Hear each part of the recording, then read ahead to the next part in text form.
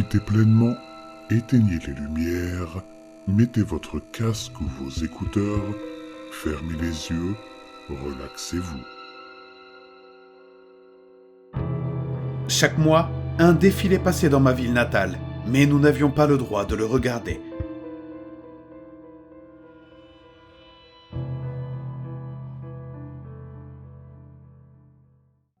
J'ai vécu en Arizona pendant les 15 dernières années de ma vie, mais j'ai eu une vie très différente auparavant. Je vivais dans une petite ville au milieu de nulle part. Je ne pourrais même pas vous dire de quel côté du pays elle se trouve, ni même si elle fait partie des États-Unis. C'était une petite ville forestière avec des arbres denses dans toutes les directions. Mais où se trouve exactement cette forêt particulière ? Eh bien, votre supposition est aussi bonne que la mienne. La seule chose dont je suis certain, c'est le nom de la ville, Point Pine. J'ai vécu à Point Pine pendant les 10 premières années de ma vie, avant que nous ne déménagions l'été suivant mon 10e anniversaire. Une fois que nous sommes partis, mes parents n'en ont plus jamais parlé. En fait, ils ont agi comme si la ville n'avait jamais existé. Et pour eux, je suppose que ce n'était pas le cas. Je ne leur en veux pas non plus. J'ai vite compris qu'ils faisaient tout leur possible pour oublier le souvenir de Point Pine. Lorsque les enfants de l'école me demandaient d'où je venais, je leur disais simplement que je venais d'une petite ville dont ils n'avaient jamais entendu parler. J'ai également appris très tôt que toute question sur Point Pine serait sanctionnée. Quelques mois après notre déménagement en Arizona, ma sœur aînée Felicity a réalisé un projet scolaire sur l'histoire de la famille. Elle l'a fait sur notre vie à Point Pine et a écrit sur certaines des choses dont elle se souvenait. Notre mère a trouvé son projet la veille du jour où elle l'a rendu et l'a brûlé dans le jardin. Lorsque Felicity est rentrée à la maison cet après-midi-là, mes parents l'ont emmenée dans sa chambre, où j'ai entendu Felicity crier toutes les quelques minutes, dans ce que je suppose être de la douleur. Je n'ai rien dit, et à partir de ce moment-là, aucun de nous n'a plus mentionné Point Pine. Sauf moi, maintenant. J'ai décidé de vous en parler à tous. Je ne sais pas ce qui me pousse à me souvenir de toutes ces choses que j'avais enfermées au plus profond de mon cerveau. C'est peut-être le fait que mon père soit mort il y a une semaine. Depuis sa mort, ma mère est restée silencieuse. Elle n'a pas dit un mot à qui que ce soit. Elle n'a même pas pleuré. En fait, elle a fini par envoyer les restes de mon père quelque part. Je parie sur Point Pine, mais je serais fou de lui demander. J'ai commencé à me souvenir de petites choses aléatoires sur la ville qui, à l'époque, semblaient être des choses quotidiennes normales auxquelles nous étions tous habitués en tant qu'habitants. Aujourd'hui, avec le recul, je me rends compte qu'elles ne sont pas aussi normales que je le pensais à l'époque. L'une des particularités de Point Pine concernait la boulangerie. Lorsqu'on y entrait, le propriétaire, M. Terrence, savait toujours ce qu'on allait commander. Je me souviens que les enfants avaient une sorte de rumeur selon laquelle M. Terrence était un magicien capable de lire dans les pensées. De plus, lorsqu'on payait les produits de la boulangerie, on devait donner un pourboire à M. Terrence avec un vieux vêtement dont on s'était débarrassé. Il y avait une boîte géante près de la caisse enregistreuse dans laquelle tout le monde jetait les vieux vêtements et chaussures de bébé. C'était l'une des choses les plus étranges, mais vous finirez par comprendre que ce n'était pas si étrange que ça par rapport à d'autres aspects de Point Pine. Chaque année, le jour de votre anniversaire, vous deviez faire des analyses de sang. Je ne pense pas que l'on sache vraiment à quoi cela servait, ni si l'on cherchait vraiment quelque chose. Nous savions simplement que notre anniversaire commencerait par un beau voyage au laboratoire de Point Pine. Tout le monde devait se lever à 8h13 précise. Il y avait un système de haut-parleurs placé dans toute la ville, comme dans un parc d'attractions.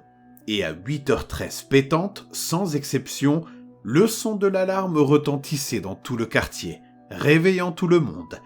Les parents se précipitaient alors pour réveiller leurs enfants et les sortir du lit le plus rapidement possible, comme si la maison était en feu ou quelque chose du genre. Parfois, je m'y attendais. Toutes les écoles de Point Pine étaient situées dans des zones différentes de la ville. L'école primaire de Point Pine se trouvait à l'est, le collège à l'ouest. le lycée en plein centre de la ville et l'université sur une petite colline au sud. Aussi, tous les endroits de la ville s'appelaient Point Pine quelque chose. Le café Point Pine, le restaurant Point Pine, le centre commercial Point Pine, etc. L'une des choses les plus bizarres et de loin qui se déroulait à Point Pine était la parade mensuelle. Cela se passait tous les mois, sans exception. La parade n'avait jamais lieu à la même date, et chaque mois, un élève du lycée de Point Pine était choisi pour y participer. Ce qui est étrange dans ce défilé, c'est que nous n'avions pas le droit de le regarder passer, ni dans la rue, ni depuis les fenêtres, ni même à la télévision. C'était l'une des règles les plus strictes. Il ne fallait jamais, sous aucun prétexte, regarder le défilé. En fait, la plupart du temps, nous n'avions même pas le droit de sortir lorsque le défilé passait. Nous savions toujours quand le défilé était sur le point de commencer parce qu'il se déroulait toujours de la même manière. On entendait un chœur de voix, comme une chorale d'église, qui chantait une mélodie. Ce n'était pas une mélodie que je connaissais, et je la connaissais dans le sens où je l'entendais une fois par mois. Elle semblait provenir d'une comptine ou de quelque chose de semblable. Les voix semblaient venir de partout et de nulle part à la fois. On aurait dit qu'elles venaient du ciel, du sol, des arbres, des bâtiments, comme si tout ce qui se trouvait à Point Pine se mettait à chanter. Dès que vous entendiez la première note, vous aviez 5 minutes pour rentrer dans une maison ou un bâtiment dont les portes étaient verrouillées. Cela peut surprendre, mais à Point Pine, il n'y a pas beaucoup de bâtiments qui ont des serrures. Par conséquent, si vous vous trouviez dans la rue au moment où les chants commençaient, vous aviez le choix entre 3 endroits. L'une des écoles, la salle de pause du personnel du bar de Point Pine ou le réfrigérateur de la pizzeria de Point Pine. Une année, au mois d'août, mon ami Lee et moi avons décidé d'enfreindre les règles et de ne pas rentrer à l'intérieur lorsque le défilé passerait.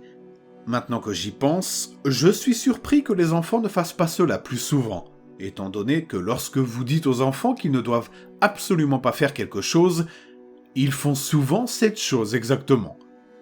Comme nous ne savions pas quand la parade arrivait ou où elle commençait, ni le chemin exact qu'elle prenait en ville, nous avons décidé que la chose la plus intelligente à faire serait d'attendre dans la forêt près de la bibliothèque de Point Pine jusqu'à ce que la parade arrive dans cette rue. Nous avons donc décidé de passer la moitié du mois d'août à attendre près de la bibliothèque. Vers la 3e semaine du mois, alors que nous étions assis sur les marches de la bibliothèque et que nous parlions de choses sans importance, nous avons entendu la musique commencer. Lee et moi, nous nous sommes regardés. Puis nous sommes partis en courant vers les arbres, tandis que tous les autres couraient vers l'école la plus proche. Nous sommes allés assez loin dans la forêt pour que les passants ne nous voient pas, mais nous sommes restés assez près pour que nous puissions encore voir une partie de la route. Nous avons attendu un moment, chuchotant l'un à l'autre, puis nous faisant taire en attendant le passage de la fameuse parade. Cette année, Reid, l'amie de ma sœur, a été choisie pour travailler sur le défilé. Elle avait quelques années de plus que ma sœur, mais elles étaient amies parce que Reid vivait à côté de chez nous quand nous étions plus jeunes. Nous étions accroupis dans les buissons et les feuilles lorsque nous avons entendu le chœur de voix qui s'amplifiait et se rapprochait. « Mec, je l'ai vu !» siffla Lee. Je me suis redressé un peu dans ma position accroupie pour essayer de voir ce que Lee voyait. J'ai toujours été petit, même maintenant je suis le plus petit de la plupart des gars de mon âge, ou de n'importe quel âge en fait, alors Lee m'a toujours dominé. « Je ne vois rien !» J'ai chuchoté en changeant de position. « Chut, il pourrait nous entendre !» ajouta Lee. J'ai arrêté de bouger et j'ai attendu qu'il se rapproche et qu'il passe devant mon champ de vision. « Oh non, merde, merde !» Soudain, Lee plongea sur le sol, atterrissant en position fétale, la tête entre les mains. « Qu'est-ce que c'est ?» lui demandai-je en regardant la rue. « Je l'ai vue, j'ai vu cette fille !» il a dit. « Reid ?» j'ai demandé en regardant pour essayer de la repérer. Lee m'a attrapé et m'a plaqué au sol. « Aïe !» je m'exclame. Pourquoi t'as fait ça ?»« Je doute que tu veuilles la regarder, » répondit Lee. J'ai remarqué que pour la première fois depuis que je le connaissais, Lee avait l'air absolument terrifié. Je tournai le dos au défilé et m'assis pour regarder Lee. « Qu'est-ce que t'as vu ?» j'ai chuchoté. « Ces choses, elles lui ont fait quelque chose.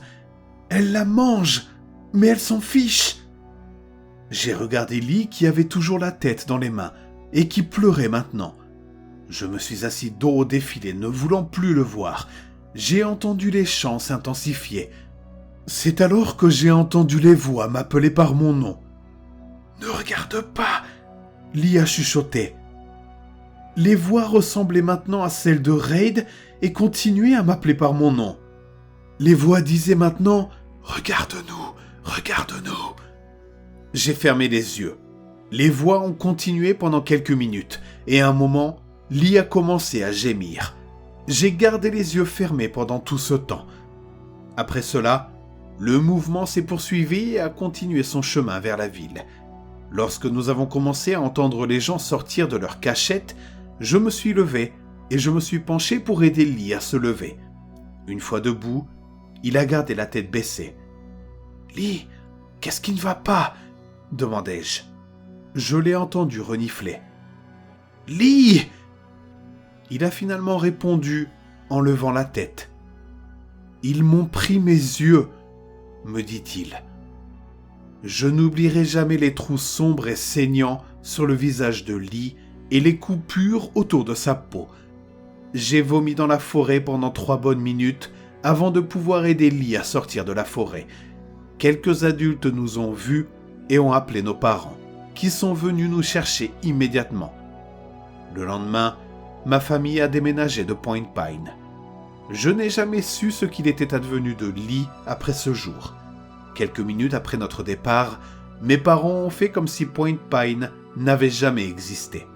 On n'en a jamais parlé, et je n'ai jamais eu le courage de poser à nouveau des questions sur Lee. Pour autant que je sache, Lee a été la seule personne à jamais avoir vu le défilé, et il n'a jamais pu voir quoi que ce soit d'autre après cela. Je ne sais pas si Point Pine existe toujours. J'aimerais y retourner, mais même si je savais où c'était ou comment y aller, je ne pense pas que j'y retournerai un jour par manque de courage. J'ai l'impression que l'accueil ne serait pas vraiment chaleureux non plus.